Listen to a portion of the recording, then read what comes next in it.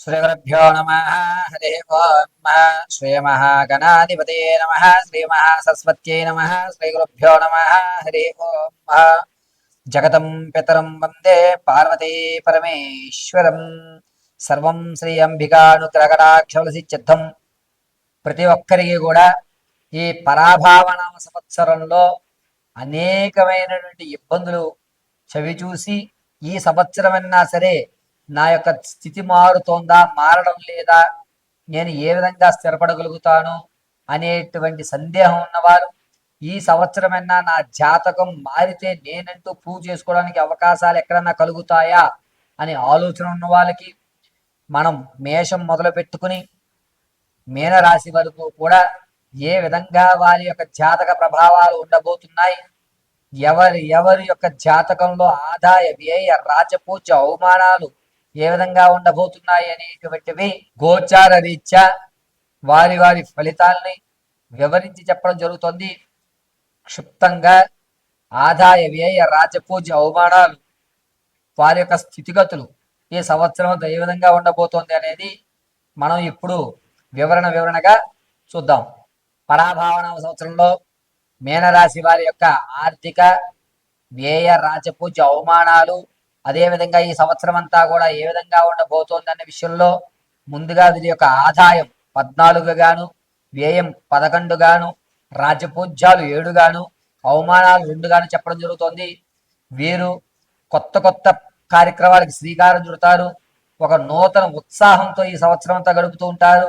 పైగా మీరు తలంచేటువంటి కార్యక్రమాల్లో ఎవ్వరు ఏమి చెప్పినా సరే నేను ఇదే చేస్తాను అని మొండి వైఖరితో ముందుకు సాగడం, అందులో విజయం సాధించడం జరుగుతూ ఉంటుంది. ఈ మీనరాశి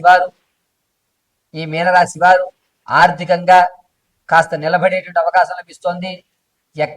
ఎట్టి పరిస్థితుల్లో అయినా సరే ఈ సంవత్సరం నేను ఉన్నతమైన స్థితిలోకి ఉండాలి అని చెప్పి ఆర్థిక ప్రణాళిక అనేటువంటి ఖచ్చితంగా నిర్ణయించుకుంటారు.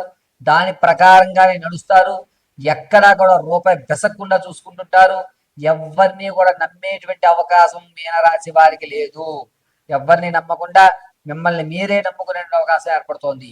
పైగా కష్టే ఫలి, నా పని నేను చేస్తాను, భగవంతుడు ఎప్పుడో నాకు మంచి రోజులు ఈసారి రాసి పెట్టి ఉన్నాడు అనేటువంటి ఒక నమ్మకంతో ఎదురు సాగుతూ ఉంటారు. విద్యార్థులకు కలిసి వచ్చేటువంటి పరిణామంగా చెప్పవచ్చు.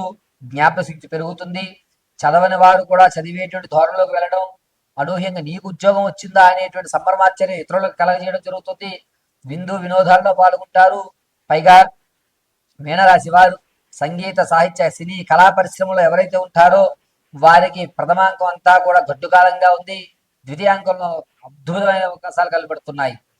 ఈ మీనరాశి వారు రియల్ ఎస్టేట్లో కానీ స్టాక్ మార్కెట్లో కానీ రియల్ ఎస్టేట్లో కానీ ధనాన్ని వెచ్చించాలి అనుకుంటే అక్టోబర్ తర్వాత వెచ్చించండి.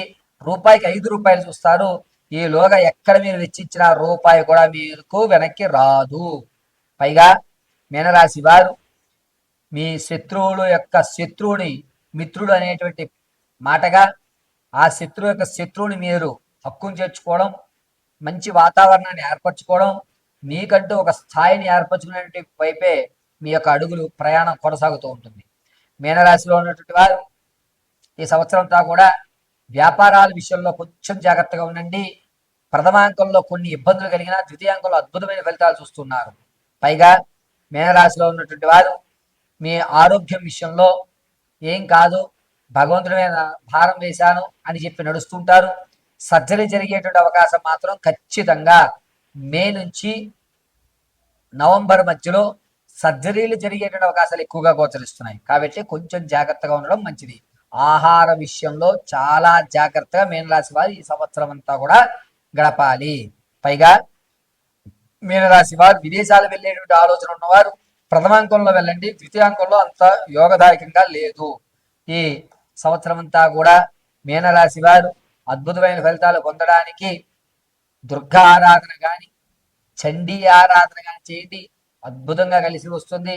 పైగా నరఘోష ప్రభావం కూడా ఎక్కువయ్యేటువంటి అవకాశాలు ఎక్కువగా కనబడుతున్నాయి. కావున మీనరాశి వారు కురోష్మాణ దీపాన్ని కానీ మంగళవారం శుక్రవారం రాహుకాలంలో నిమ్మకాయ దీపారాధన కానీ చేయండి. ఈ యొక్క నరఘోష వ్యవస్థ అంతా కూడా తగ్గుతుంది.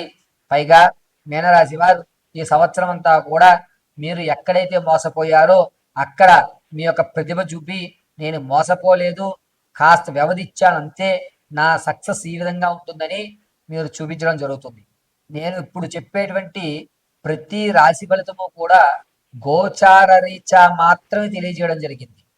వ్యక్తిగతంగా మీ జాతకాన్ని తెలుసుకోవడానికి కింద స్క్రోల్ అవుతున్న నెంబర్ని సంప్రదించండి. ఆ నెంబర్ సంప్రదించినప్పుడు మీ date of birth, time, place of birth ఈ 3 ఆధారాలుగా మీ పూర్తి జాతకాన్ని విశదీకరించి చెప్పడం జరుగుతుంది. ఒకవేళ మీకు డేట్ ఆఫ్ బర్త్లో కానీ, టైంలో కానీ, ప్రదేశంలో కానీ ఏదన్నా తెలియకపోతే మీ ఫోటోను మాకు వాట్సాప్ చేయడం, మేము అడిగేటువంటి 3 ప్రశ్నలకు మీరు సమాధానం చెప్పడం వల్ల ఆ గణాంక పరిమాణాన్ని బట్టి మీ జాతకాన్ని విశదీకరించి వివరించి చెప్పడం జరుగుతుంది. ఖచ్చితంగా మీకు ఉద్యోగ ప్రాప్తి ఎప్పుడు కలుగుతుంది, గ్రహదోషాలు ఏమన్నా ఉన్నాయా, వివాహం కాకపోవడానికి కారణం ఏమిటి, సంతానం కలగకపోతే కనుక ఏ విధమైనటువంటి పరిహారాలు చేసుకోవాలి, అదేవిధంగా ఉద్యోగంలో ప్రమోషన్ రావడానికి ఏ విధమైనటువంటి దేవతారాధన చేయాలి, ఏ రోజు ఏ దీపారాధన గావించుకుంటే ఏ దేవతామూర్తి యొక్క నామస్మరణ మనం చేస్తే మనకి కలిసి వచ్చేటువంటి యోచనగా ఉంటుంది, ఆర్థికంగా నిలబడాలి అంటే గనక ఏ దేవతామూర్తి యొక్క మూలమంత్రాన్ని మనం పఠించుకోవాలి, ప్రేమ వివాహం చేసుకోవాలా లేకపోతే అరేంజ్డ్ మ్యారేజ్ చేసుకోవాలా అనేటువంటి సందిగ్ధంలో ఉన్న మీ భవిష్యత్తు ఉన్నతమైన స్థితిగతులు పొందాలన్నా, పూర్తి మీ జాతకాన్ని తెలుసుకోవాలన్నా కింద స్క్రోల్ అవుతున్న నెంబర్ సంప్రదించండి. పూర్తిగా మీ జాతకాన్ని తెలుసుకోండి.